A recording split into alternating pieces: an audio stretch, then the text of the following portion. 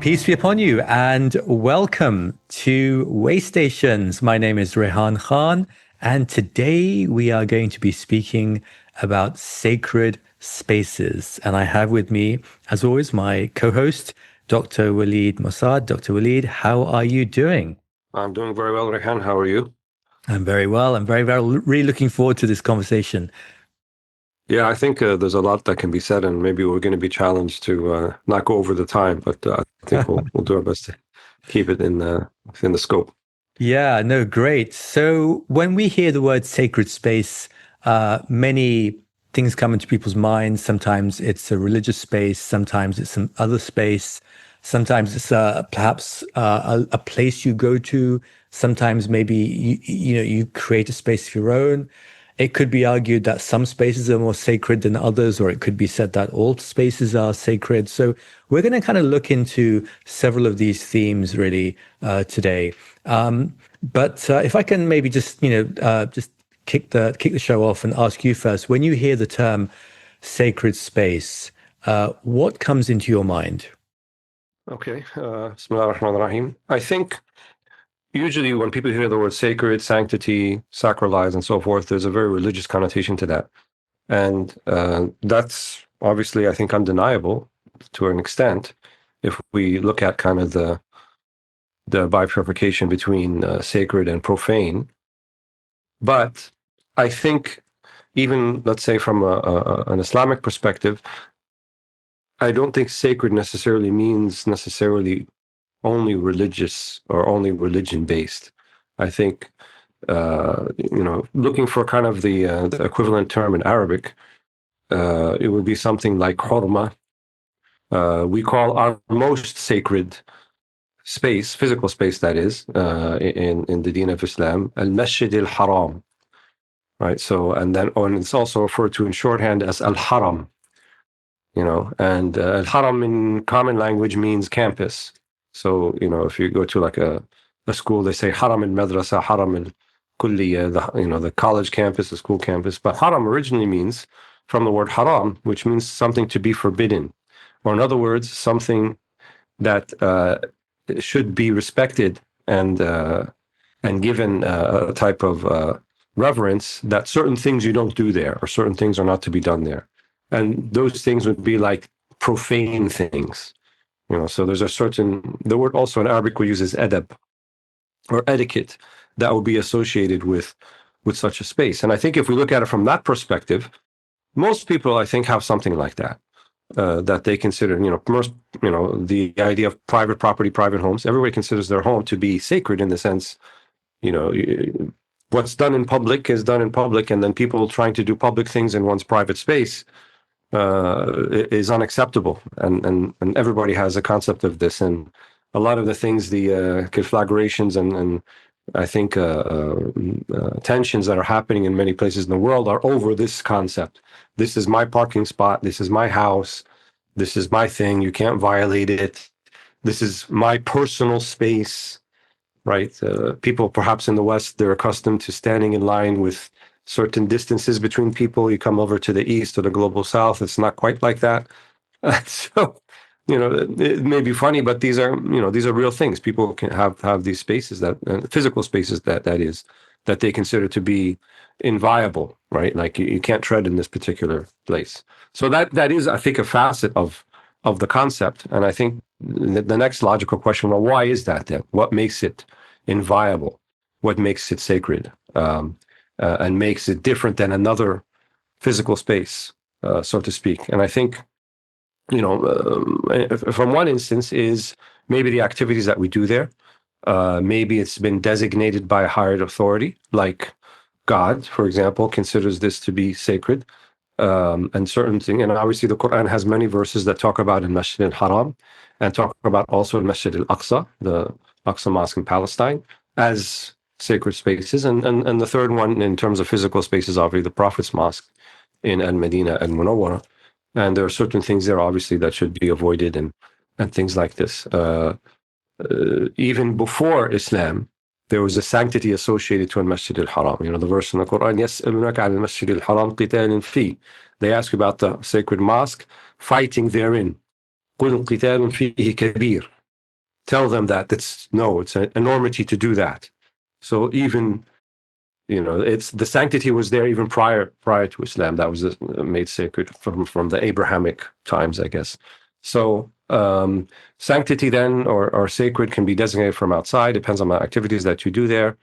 But I think, it goes back not just to the physical, but the metaphysical, right? Because what makes a place sacred, except that there are certain people who enter into that place or people who've made it that way. And so that's kind of what makes it inviolable. And, the hadith, or kind of not really hadith, but kind of a saying that Muslims have, al-qalbu baytul Rabb, that the heart is the house of God or the temple of God, right? So it's like the human heart is sacred then.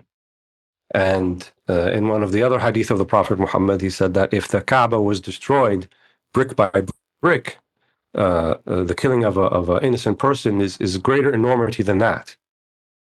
So yes, there's inviolability of the physical space, but what about the inviolability of the human being, the human space, as it were? That's even greater. So human beings have this inviolability and sanctity to it. And so looking at it from that perspective, then there's inviolability about everything, and things that should not be violated. Really, if you expand that definition, you're looking at the whole universe is like that. So nothing should be violated in the sense it should not be approached or enacted upon in any manner that would violate its sanctity in whichever way you determine that sanctity. And lastly, we're talking about space, but I think in the Quranic paradigm, you also have direction. So about the direction that you face, if we were going to talk like in a physical and also metaphysical lens. فَأَيْنَمَا تُوَلُّوا فَثَمَّ وَجْهُ اللَّهِ. Wherever you turn, you find the countenance of God. And then obviously we face towards the Qibla when we pray. So and where is that? That's Masjid al-Haram. But then the direction is in of itself sanctified, right? And even in English, we say orient yourself. The orient is facing east. And if you're disoriented, you're not facing east. You're not facing towards the Qibla. You're not facing towards the Kaaba, that is. So there's many, many threads, I think, in terms of sanctity and space and so forth, and both on the physical and the metaphysical lens. And as I said, it's not a purely religious, I think, connotation. And I think, many craftsmen and craftspeople and people who produce art and consider what they do to be sacred in a way or sublime, and they create spaces by which to do that. So I know you're an artist, you've written many books and you've worked with artists. From that perspective, how would you define this term? How would you see it and what does it mean for you? Yeah, no, thank you. And actually, one thing that you were just saying there about the direction of the Haram, it's interesting because every single mosque in the world is orientated in that direction. Right. Everything is in that direction, which is quite interesting when you start to think about that. But anyway, but to answer your question, I guess, well, I think, one way to approach faith and approach religion is through some kind of sacred art as well. Because when you look at art and you look at things like architecture and you look at sort of traditional crafts, right? Sometimes actually for many people, it might be easier to direct themselves towards God through a place or through a craft than, say, for example, listening to a very erudite talk or reading a very dense book, which obviously, something one should do if you can do that. But for many people, reading a book or listening to, a talk can be difficult. But a piece of art, a sacred space, a beautiful architecture can actually be a way where their senses get aligned to the divine presence in some way. And so I think there is that in art, that art can play that role of creating that. Because again, it might take a little while. For example, you read something or you listen to a talk, and it takes a while maybe sometimes for your cognitive functions to register, oh, I get that now, or for you for the moral perspective really to sit in. So for the moral perspective to sort of really sink in, I should say. And so architecture and traditional crafts play that role. There's a wonderful quote in the book by Hassan Gay Eaton called Islam and the Destiny of Man. And I'll quote from the book. And he says that, whoever has seen the great mosque of Kairouan, which is in Tunisia, has seen Islam. And whoever has handled authentic products of Muslim craftsmanship has touched Islam. Those who have seen and touched the Kaaba have penetrated even more deeply into the substratum of the faith and made contact with a reality that is universal. So he's really talking about this kind of sensorial experience when you go into these places. And Titus Burckhardt, I remember in one of his books, Art and Islam, he speaks about how Muslim architects would transform stone into a vibration of light, right? How they would transform stone into a vibration of light. So, if anyone who's been to the Alhambra Palace in Granada, for example, and seen the Court of Lions, there essentially, light has a really important function to bring out that kind of, to be a metaphor really for the divine. And so what I think you sometimes find artists doing, especially in certain places, they use light as a metaphor for the divine. But of course, pure light can be very, very dazzling on the eye, and it can be just too much. So what they do, they break the light down into colors, into spectrums of colors. And so you see that in the tiling in mosques, for example. You see that in the illumination, the arabesque. And so these sacred spaces really, as you enter them and as you go into them with that artwork, is there really to remind you about God. And I think in traditional societies, not just in Muslim societies, they didn't make a distinction between sacred art and a secular art, because in their view there was only sacred art. And so, as an artist, when you created the art, it was sacred, and often it was used in a space as well that might have been sacred as well. But on that point, then, if all space, Dr. Waleed, if all space and for that matter, and time for that matter, has the potential to be sacred. Okay, so if all space and all time has the potential to be sacred, then how would you go about doing that from a kind of a faith-based perspective? That's an interesting question. And I think going on kind of the thread you were just talking about, that even what artists create or what craftspeople create, or in terms of what they're trying to reflect of the reality that they perceive. And I guess for faith-based people, that would be a kind of a reflection of the divine. Then beauty has a lot to do with it, and how we define beauty and how we define what's beautiful. And usually when we talk about beauty, we think it's a very subjective thing. And, beauty is in the eye of the beholder, and what's beautiful to someone else is not beautiful to another. But classicists would argue that, the science of aesthetics or discipline of aesthetic is objective in to some degree. That there are certain rules, as it were, for what is defined as beautiful, and obviously both on the physical plane and the metaphysical plane. So, I mean, physical beauty, we can talk about the golden ratio and things in proportion and balance, and things blending in with the topography and the environment around them. And case in point, Muslims, when they built things, very much so, they were very keen on this. And so even if we could do a separate podcast on just mosques around the world and how they blend into their environment, and you don't feel like it's out of place, right? A part of the understanding of beauty is balance and grace and elegance, and not grading on the eyes, and then in turn not grading on the heart. So it would bring someone peace and calmness and tranquility, not tension and the opposite.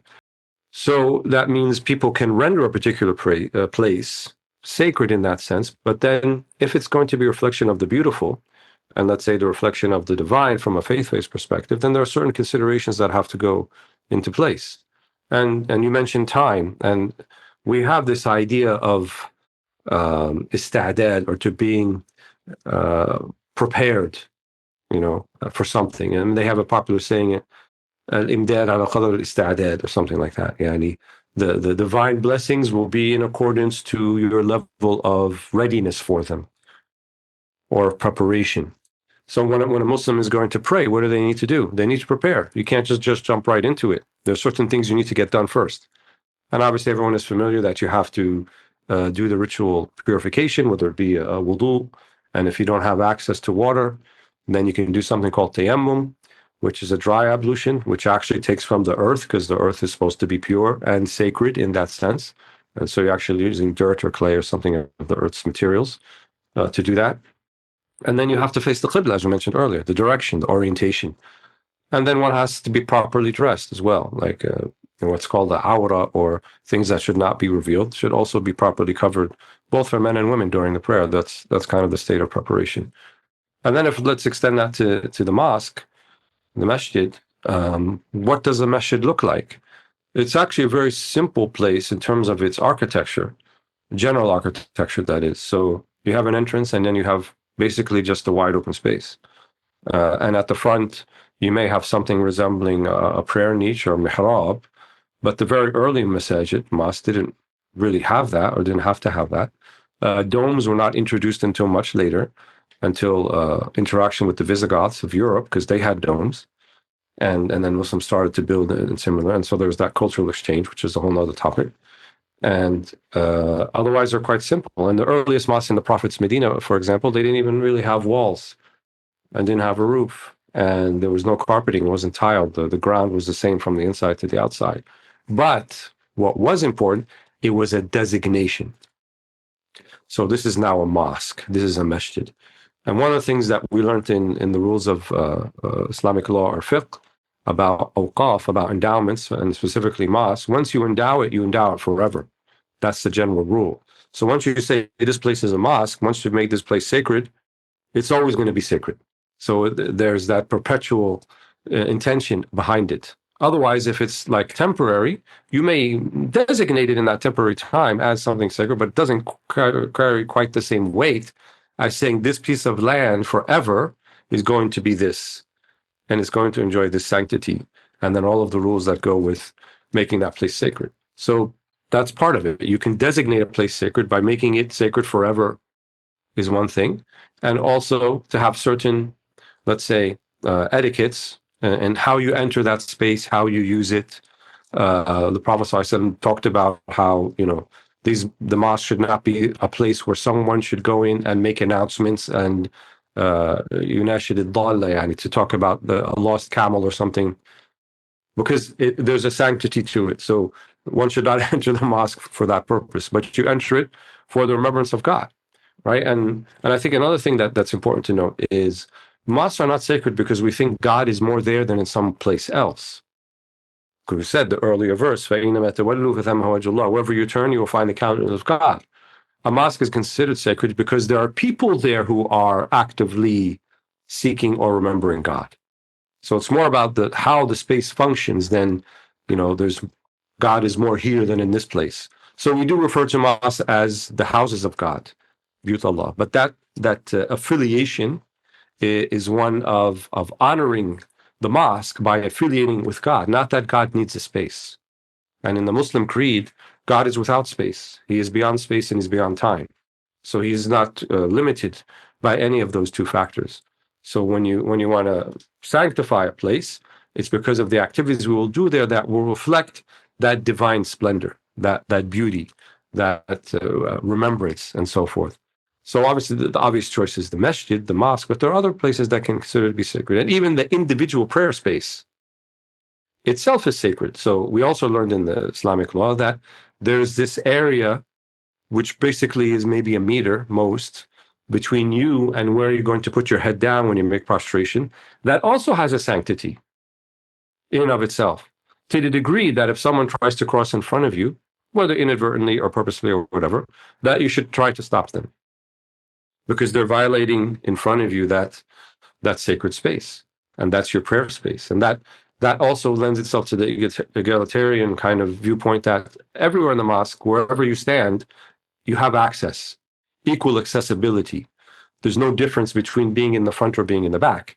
The only prophetic reports that mention a difference is because those who got there earlier will get the front. And so that's more virtuous not because that spot is more virtuous per se, but because it reflects that they hastened more than the people who got there later.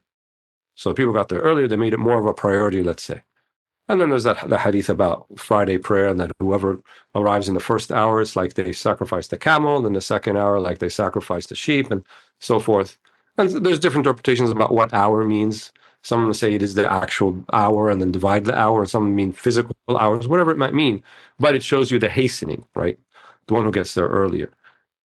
And then the sacred space can also be further sanctified by your intention, what you do in there. So if you in the hadith, it's mentioned that if you do a particular prayer and then you're just waiting for the next one to happen, and you make an intention, you're just waiting for that reason, then it's called light upon light, because there was light in the first one, and then by mere presence in that place, not even actively worshiping, but waiting for the next act of worship, it's as if you're in a continuous act of worship.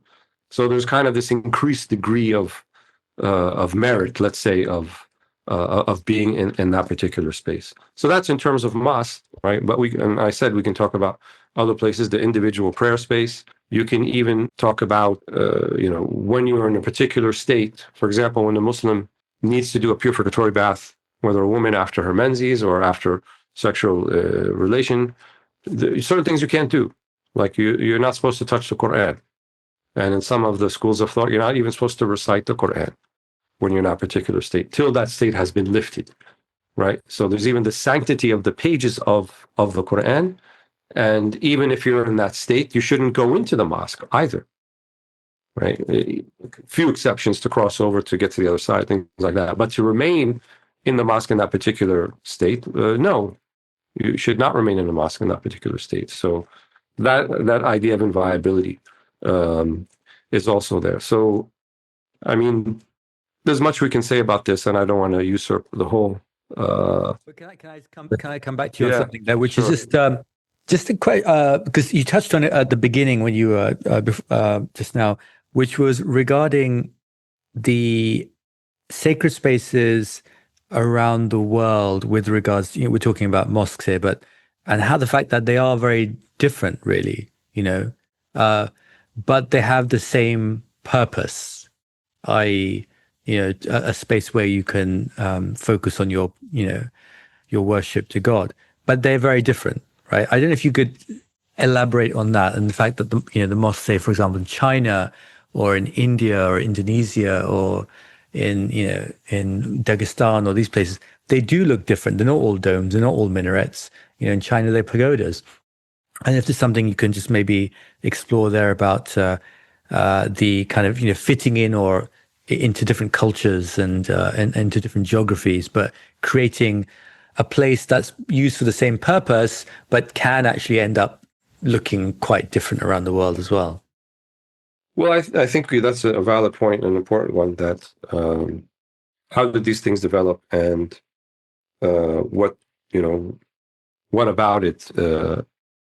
In that particular culture, that particular region, made it the way it was. Well, I think the starting point is, as we said earlier, the whole earth is sacred, and in the very famous hadith that usually talks about the specific merits or qualities given to the Prophet Muhammad that were not given maybe to earlier prophets, amongst those things, he said, and the earth has been made for me a mosque. In other words, sacred. You can pray anywhere. And why is that significant? Because our belief in earlier iterations of Sharia, earlier iterations of law that came to other prophets, like the prophets of the Bible or the prophets of Bani Israel, that include Moses and David and Solomon and so forth, they didn't have that latitude. They would have to pray in a very specific designated place, either their home or the temple. And if they were out somewhere, forever how long, or traveling, when they got home, when they got back, they would have to make up all of those prayers that they missed because they didn't do it in the space. And the Quran mentions that Zacharias, who was the caretaker or looking after Maryam, the mother of Jesus, and he saw that she had this miraculous birth and a boy, and he was advanced in age, maybe 80 years old, and he wanted a child also. So he prayed for that. And then the angels come to him. وَهُوَ قَائِمٌ فِي الْمِحْرَابِ. That's the part I want to make. That he was standing in his prayer niche, because that's the only place he could have done it. He couldn't make that supplication in that particular way, except in that designated space. So we can think of it as it's all opened up. So there are no hard and fast rules. Many people associate like mosque architecture that it has to have a dome, it has to have a minaret, it has to have this. No, not necessarily. Not at all. And what's unmistakable, you and I, we've both traveled a bit, alhamdulillah, we're quite fortunate. And I think we've realized that everywhere we go, wherever we find a mosque, kind of looks like where it's supposed to be in that particular country. So a mosque in India looks quite Indian, and a mosque in Malaysia looks quite Malaysian, and a mosque in West Africa looks quite African, and so forth. I'm talking about the historical mosques. Now, I don't want to talk too much about other mosques that have developed later, especially in Western countries, and maybe how they don't look like they fit in. I would love to see a mosque in England that looks like a Tudor style or something like that, that goes with the local architecture, that kind of blends in. And actually, there's nothing neither in our culture or the tenets of the faith that say you can't do something like that. But the basic premise is an open space that you can pray in, that you stand, that you can prostrate, and that's it. There's really no other. And then the designation. That's So I think the simplicity of it is what makes it beautiful, and the ease of how you can render a place to be sacred.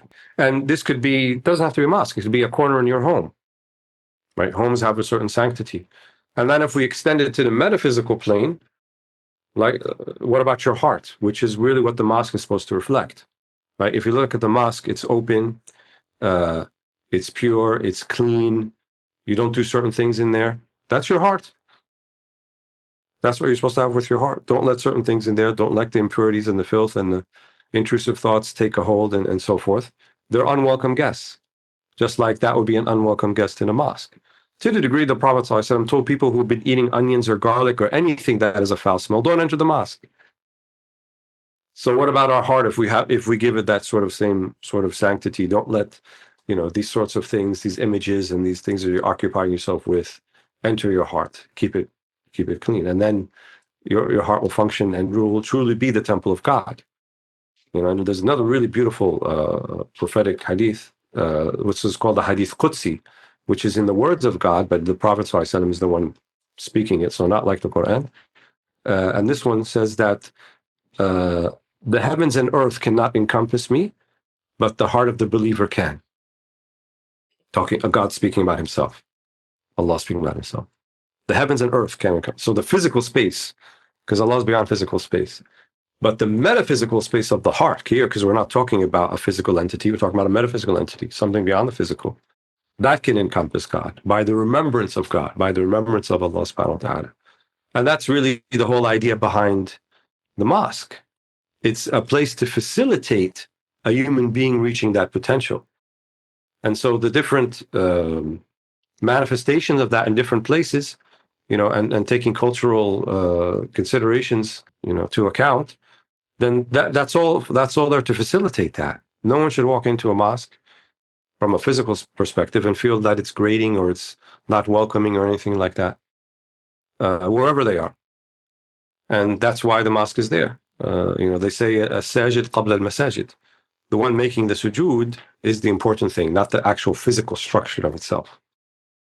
It's really a facilitation, nothing more than that, for the development, and let's say the better word for that would be the taraqi, the spiritual purification and ascendancy of the person entering that space. And then you might ask, well, if everything is sacred, why do you need a particular place called a mosque, a masjid? Because it would be too much of a hardship, really. I think that's a reason. Too much of a hardship to treat the whole earth with that inviolability that we attach to certain places. But nonetheless, it trains us. There's kind of a spiritual training that, okay, these are certain spots, that, I won't do certain things. And every culture has this, right? Every culture has like a holy ground, or this ground where ancestors are buried or something like that, or something that they built there. And many other cultures have that. And I know, that you've done some research to this, and you've done a couple of books, I think Book Club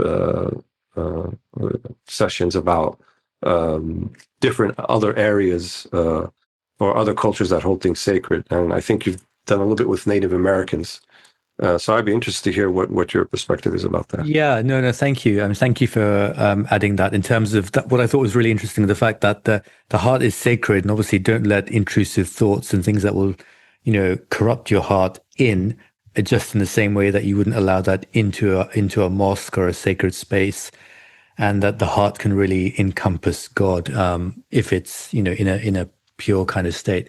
And with that, I guess, we've been speaking about places within the Islamic tradition, but there are many other examples from other faiths and other traditions around the world, which are sacred places. And perhaps I wanted to choose one example specifically that might not be so well known in the 21st century. And that is a place called the Black Hills, and it's in the state of South Dakota in the United States of America. So it's kind of roughly in the middle, not quite in the middle, but is roughly in the middle of the US. Let me give a little bit of context to this, first of all. So, when the United States gained independence from Britain, then essentially the size of the United States of America was really 13 colonies, and they were primarily on the Atlantic coast. That was it. That was how large it was at independence. It wasn't the 50 states. It was just that. But then the settlers who had settled there with a kind of very colonial mindset, they started to push west very much, that kind of settler colonialism, really starting to push west. Now, obviously, the people who were there and who'd been there before were the Native Americans, and they were gradually, pushed from all the coastal areas, whether they were in places like Boston or New York or elsewhere, and they were pushed further inland. And many tribes from around the U.S., the Navajo, the Cheyenne, the Mohican, the Sioux, the Nez Perces, and dozens of others were essentially thrown off their land. And the interesting thing is, if you look into this history, consecutive U.S. presidents, promised in writing that we won't take this land from you, but they did. And this continues for decades and decades. They get something in writing, and the Native Americans, out of respect for the president, they would call him the Great Father, as a kind of respect, the Great Father. But every time the Great Father put something in writing, it was broken. The promise was broken. Now, eventually, over several decades, the tribes start to get, pushed back to this one place called the Black Hills. Now, the Black Hills is their most holy of holy places. It's the most sacred site for most Native American Indians. Now, for a Muslim, the Black Hills would be the equivalent of Mecca. For a Christian, it might be like the Church of the Holy Sepulchre. For a Buddhist, it might be like Bodh Gaya in India. For a Taoist, it might be the Wudong Mountains, and so on. So the Black Hills is like a really big deal, right, for Native Americans. Now, in a treaty that was signed with the Sioux Nation in 1868, called the Fort Laramie Treaty, at that point, it was the Black Hills. It was put into writing that it would be free from non-indigenous settlement forever, right? So it would forever be free of any non-indigenous people. That was in 1868. Literally 6 years later, in 1874, as a result of General George Armstrong Custer's expeditions into the Black Hill, they discover gold, right? And this sets off a gold rush into the Black Hills. And you have this huge kind of logging happening and essentially mining happening for gold. And the land is kind of, starts to get ruined. Now, the Native American tribes all start to fall back at this point into defending the Black Hills, because this is their most holy site, right? And at that point, then the U.S. government, I think it was Ulysses S. Grant who was the president, but I might be wrong on that one. I think Ulysses S. Grant sends the largest military force ever on U.S. soil from the north, from the east, from the south, and from the west, essentially all parts of the United States, to to pen the Native Americans into the Black Hills. And this great kind of battle takes place. And eventually, the Native Americans lose the Black Hills. They're crushed, and the combined force of the U.S. military essentially conquers this area. And the Sioux and the Lakota Nation are relocated. Now, having relocated the Lakota and the wider Sioux Nation, so the Sioux is made up of the Dakota, the Lakota, and one or two other tribes.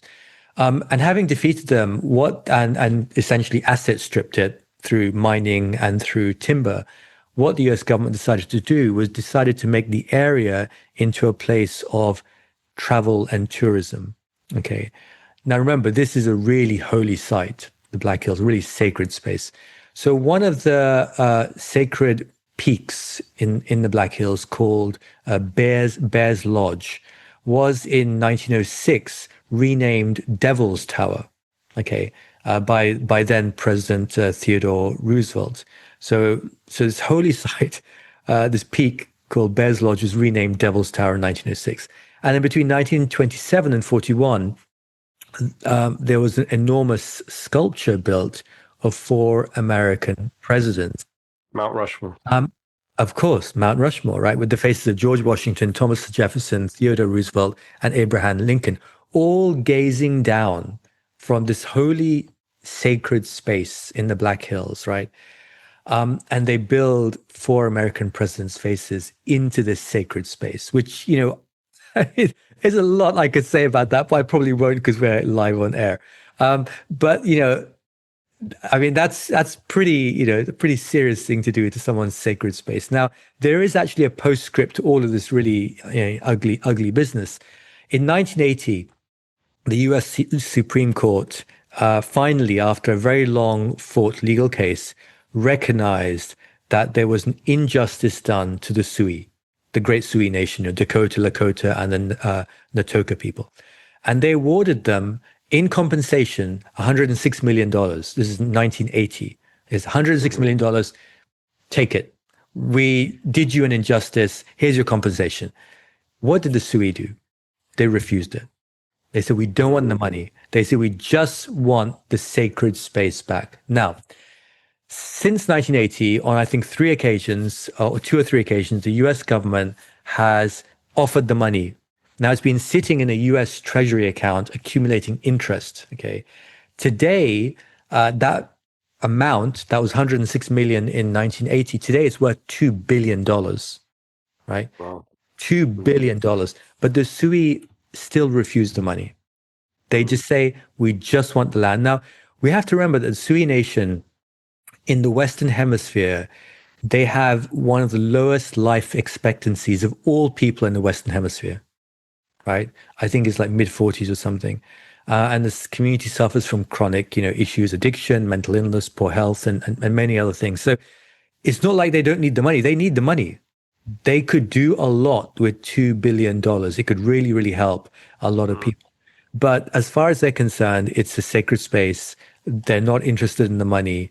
They just want the land back. So I think that is something which, it's a historical example of a sacred space from, a different tradition, but one where, it's not about the money. It is really about the place, So, anyway, I've been speaking a little bit about that, but I just wanted to just maybe, just come back to you, Dr. Walead, on something, which is in the Islamic tradition, how do Muslims reflect this kind of, you mentioned this word earlier, adab of sanctity? How do they kind of reflect that in a sacred space? Yeah, thank you for talking about the Black Hills and the American native nations. And just to touch upon that briefly, I think I don't like using the term the West, but let's just use it for argument's sake. Now, I think they still struggle with all of that history, and you find it in a lot of their cultural archetypes. I was on a plane a couple of weeks ago, and I watched the movie Avatar: Way of Water. I saw the first one, and continuation of the same thing, basically, right? You have the evil colonists coming in to destroy everything, and then you have all this beauty and art and crafts and ease and compassion and mercy of the native people, and they're just trying to protect that which they consider all to be sacred, and yet now you have this very boorish kind of violent colonizing intergalactic sort of force coming in, and even how they show them so nonchalantly. They had this in the second movie also, where the major or the captain is sitting in a helicopter with a cup of coffee, and as if they're at a movie or something, and they're shooting and causing fires and destroying. And so I think there's a lot of cultural guilt still that comes out of that. And I mean, when you run ramshot over a sacred space and destroy it, and don't respect its inviolability. And so, we've been touching on the theme of inviolability, that you, at the very least, you designate it and recognize it as something inviolable and not to be transgressed against, and so forth. So what you're asking about, what is the adab of that? And the word we used earlier is hurma, right? And it's the same root word from haram, which means to be forbidden. Even in the forbidden city in China, in Beijing, it's called Forbidden City because it has a hurma, right? Because only the emperor was allowed to go there before they opened up for tourists, and no one could go in there. And so that also exists, but I think in a way that everyone, and I mentioned this early, kind of have access to that, right? It's not hurma in kind of an elitist sense, that only this certain group will have access and other groups will not have access. No, it's kind of an equal access thing. I was recently in Medina Munawwara a couple of weeks ago also, and they have. I remember years ago. No, actually, we have to say almost a decade or more, maybe 2 decades, where if you wanted to go into the Rawda, which is considered like a sacred space within a sacred place. So those who aren't familiar, the Rawda, it literally means the garden. In one of the prophetic reports, the Prophet Muhammad ﷺ said, in between my house or my grave and my prayer standing, where I stand for prayer, is the Rawda min Riyad al-Jannah, is a garden from amongst the gardens of paradise. So that has to refer to something metaphysical, not physical, right? But it's kind of considered to be amongst the most sacred places on the face of the earth by Muslims, that particular space. So in earlier years, pretty much anytime you wanted to walk in there, you could have. It wasn't that difficult. I mean, it would get crowded at certain times, but certainly, early in the morning or after Isha prayer, you could find your way in there. More recently, I think this was instituted a few years ago, not that long ago. You actually need a QR code to get in there now. And the rules are, if you use it once a year, and then you're only allowed to walk in once a year, because the crowds really are, over just the past 5-10 years, it's really opened up, and many people are there, and it's always crowded. Usually there'd be like seasonal crowds. Now you feel like almost all year it's quite crowded. But I think one of the things that people tend to miss, and we can also talk about Mecca in this sense too. So sanctity within sanctity, like the Black Stone. And for those unfamiliar, the Black Stone is something that's been there since prophetic time, the time of the Prophet Muhammad ﷺ. And it's believed to have fallen maybe as like an asteroid from outer space, and it's something that the Meccans put in there. And the Prophet ﷺ sanctified it by, when he would do his circumambulation around the Kaaba, during Umrah or Hajj, he would go and put his lips to it and kiss it, just putting his lips to it. And so that became a sunnah. And Umar ibn Khattab very famously said, one of the senior companions, he said, if I did not see the Prophet ﷺ doing that, this wouldn't mean anything to me. So it's by designation, right? That's the main point. It's by designation. So the point I'm trying to make here is, if it's by designation, and you are unable to access it for whatever reason in a physical sense, that does not deny you the accessibility in the metaphysical sense. So all of Medina is Rawda. Anywhere you're inside the Haram in Medina, because even the Haram of Medina has certain limits, right? Between the two mountains and the lava tracks, that's in Medina. And the same thing in Mecca.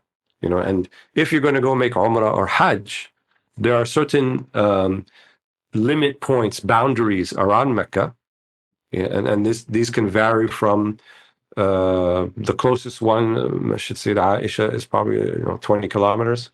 And then the furthest one all the way in Medina, so we're talking hundreds of kilometers. But the point is, once you cross those boundary points, you must be in a state of ihram, right? And ihram means, for both men and women, now you're in the state of inviolability. And that word ihram comes from haram and haram. So ihram means to enter into the state of inviolability. So now when you're in the state, you're not even in the physical space yet. On your way there, there's certain things you can't do, all right? And a lot of people fret about this. You're not supposed to touch perfume or put it on you, or pluck hairs from your head or from your body. You're not supposed to kill anything. You're not even allowed to get married when you're in that particular state. So all of that happens, and it's not about space. It's about you, right? It's about the person themselves. So that's part of the preparedness, so that when you enter into the actual sacred space, you are in a prepared state, right? And this has parallels in the Sunnah of the Prophet Muhammad sallallahu alaihi wasallam. So people are familiar with the seerah know that the Prophet sallallahu alaihi wasallam was very young, 4 years old. Two angels come to him while he was still he was at his wet nurse Halima, and they literally slip open his chest, put out his heart. They remove one black spot. They wash his heart in this vessel of pure water. Then they put it back. And the children around him saw that, and they were very frightened, to the degree that Halima then takes him back to his mother because she's frightened of what she saw. But that was preparedness. And then reportedly that also happened during the night of Isra and Mi'raj, which would be the most sacred thing to happen to anybody ever, basically.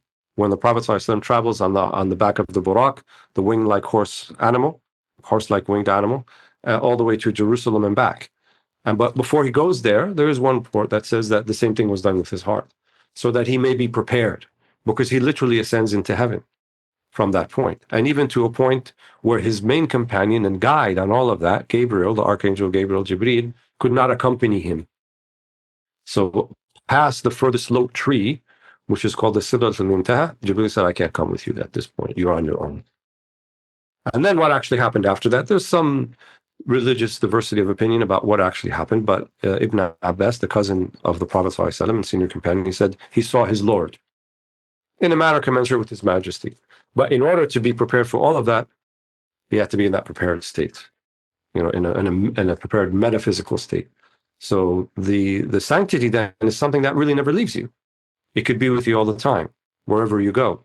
And that means sanctity of speech, sanctity of action, sanctity of deeds. The wudu that we talked about, the ablution of preparing for prayer, you remain in that state actually till you have to use the restroom. So you actually in like a sanctified state until something breaks it. But then the beautiful thing about it is you can renew it. Then you go again into that sanctified state. So then it's not actually just in preparation for prayer. There's something else about it also, right? And that's why many of the ulama, the scholars, they say that it's better to be always in a state of ritual purity, in a state of wudu. In that case, if it's not just about the prayer. So there's many things that that could be talked about in that, and the parallels that we mentioned between the physical and metaphysical. And actually, probably the foundation of it all is the metaphysical, not the physical. And then it extends itself into the physical, because we are also corporal entities. We live in the world. We may not be of this world in our entirety, right? If we say that the heart has some sort of otherworldly essence to it, but nonetheless physical entities. No, we are in this world. So that also means attaching this inviolability to even literal physical spaces, and then we talked earlier about how other faith traditions and other types of people try to create this physical space. I've been in places where, not a mosque or anything like that, but let's say where this, who is considered to be a very pious person, worshipped for many years. You literally walk into the room and you're like, this is a different room than, this is completely different than before I entered the room. There's a palpable kind of essence to it that maybe you can't describe, but you can feel it. And I've felt this in many different places around the world where, this person is either buried or this person spent a lot of time here. Or this particular mosque even has this kind of different feel to it than maybe another one. This one's existed for 1,000 years and people have been coming and remembering God here for 1,000 years. Would that not have an effect on the space itself, that tradition carrying forth? So I think we always like to talk about these podcasts and like, what does it mean for everybody else and the average person, or, and how to incorporate that in your life. So with your familiarity with artists and craftsperson, how do they go about maybe trying to create their own space, or a space that they dedicate, or maybe which is in their mind is sacred? Would you have any to say? Yeah, no, no. Thank you for your comments just now as well. I think it really, really got me thinking. Yeah, I think, look, for many, many years when I was trying to write, my novels and other things, I would just write wherever I was and I would just go to random places. And then I realized one day that actually and this was one day after many years, I realized that having a physical place and having a particular time and having a particular ritual and having a particular workflow and to use a business term, workflow, how I went around creating my art, i.e. writing novels, was actually something that was missing. I wasn't doing. And when I realized that I started to put in place, okay, I'm going to write at this time in this place and with the following.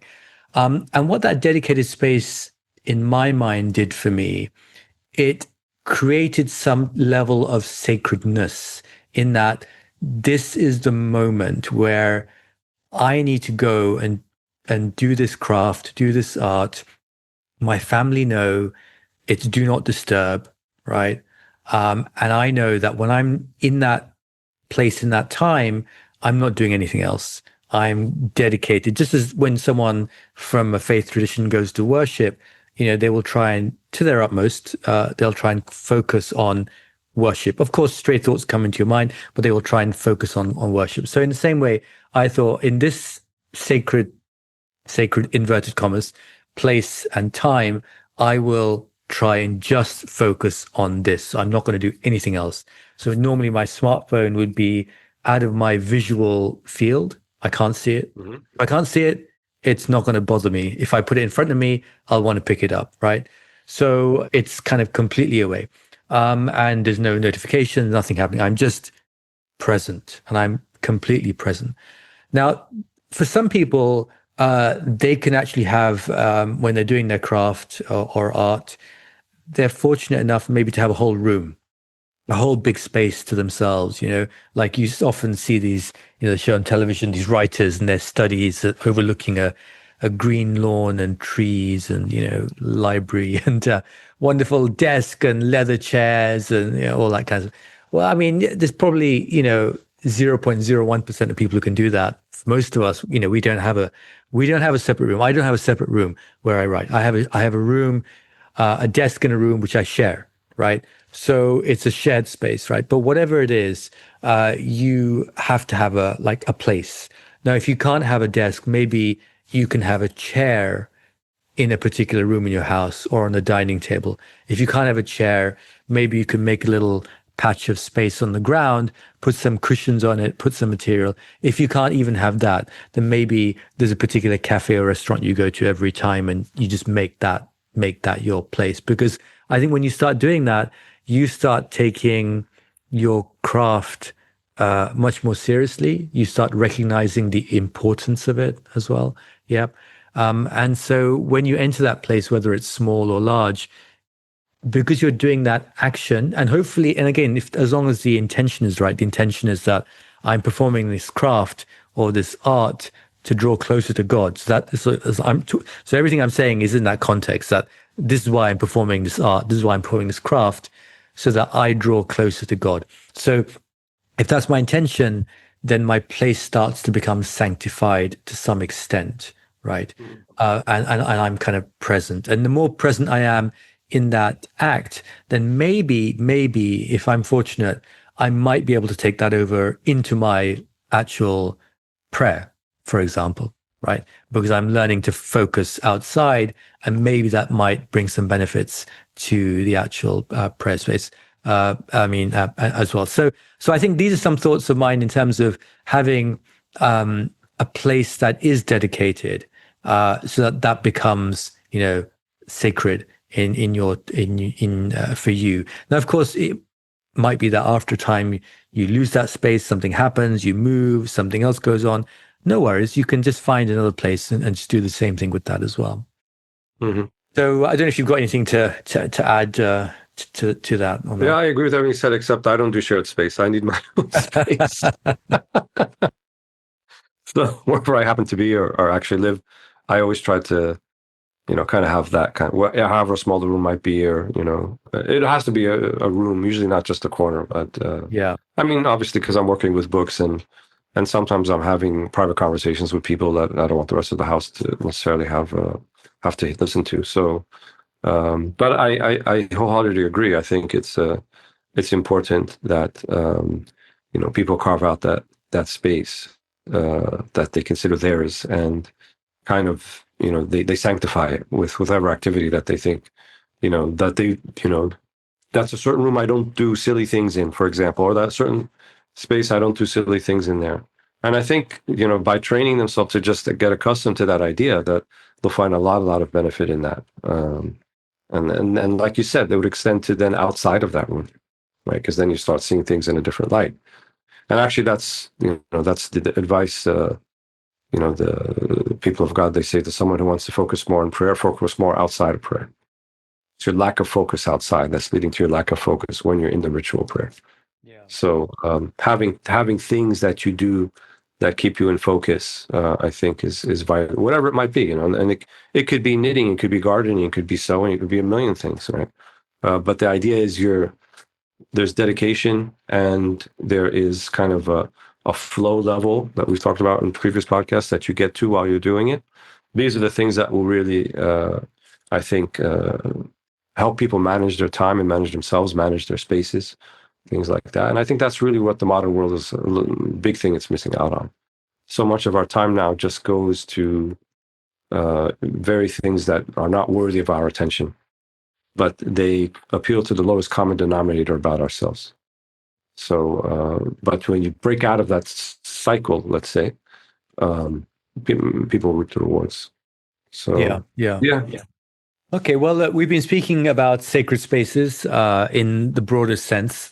So, are there any kind of is there a particular book or something that you could recommend for people to read more? Yeah, I thought about this a little bit. I haven't really found anything maybe that articulates exactly how we've been taught. There's some books talk about sacred geometry, and if you read some books talking about mosque design and what are the kind of the or Islamic art, any of the various books of Islamic art, they'll usually say that there's kind of three basic Islamic motifs, either in geometric design, and there's many books that that talk about that, and the representations and what the points mean, and calligraphy is the second one. We have a mutual friend who is a very ardent student of calligraphy. Maybe we'll have him come on the podcast and talk more about that. And also reflecting nature. Many years ago when I was living in Syria and Damascus, the Umayyad Mosque is very famous for this. It has a huge wall mural that covers the length of the courtyard, which is just a garden, basically, right, to reflect the Garden of Eden or Garden of Paradise. So they usually focus on these three sorts of things. So there's many books that talk about that and what they represent. But kind of something that is a reference, I think, written by Ismail Faruqi, who is a Palestinian scholar of the 80s. He has something that he wrote with his wife called The Cultural Atlas of Islam.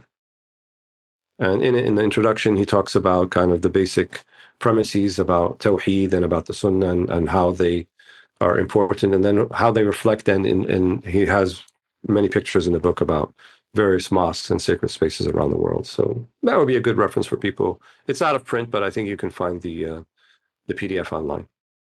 Yeah.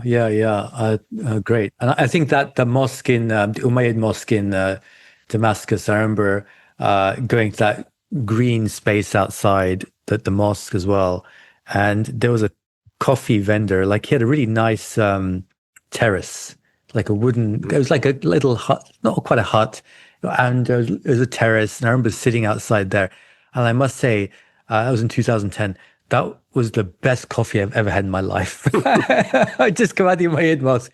It was snowing. It was cold. We just sat on this kind of terrace, and it was just the best coffee I've ever had. I think maybe it was just more the place I'd been, and that's what made the coffee taste so good. But I still say that's People the may best. not be aware, but Imam al-Ghazali, he wrote his magnum opus overlooking that courtyard. Oh, really? Ihya Wow. Ulumuddin, yeah, that's where he spent most of his sojourn from Baghdad in Damascus in the Umayyad Mosque. And so, Right, right, right. Yeah, it's an incredible space. Incredible space with the Qubat al-Khazna, the dome of the treasury, which is a very interesting structure. If people maybe look that one up. Um, so to put a book in from my side, I would actually say Bury My Heart at Wounded Knee by D. Brown. So that's Bury My Heart at Wounded Knee by D. Brown. And it's really a history of the Native Americans, because I was speaking about Black Hills earlier. And it really goes into the American West and the wars that were fought against the Native people, primarily between 1860 and 1890. And to understand, I think, many of the fissures, many of the strains within American society, I think it's a book to read about because you can see, what happened back then is in many ways echoing into the present and will continue.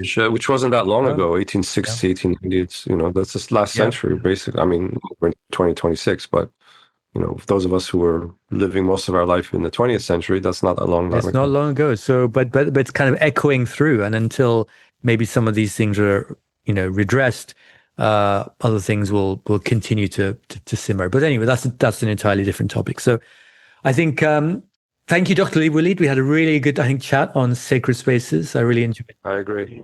Yeah. I really enjoyed that. Hope the listeners did as well. And if you did enjoy it, please do give the show a rating. It definitely helps. And thank you once again for listening, and look forward to being back and talking to you again in 2 weeks' time. So peace be upon you and all the best.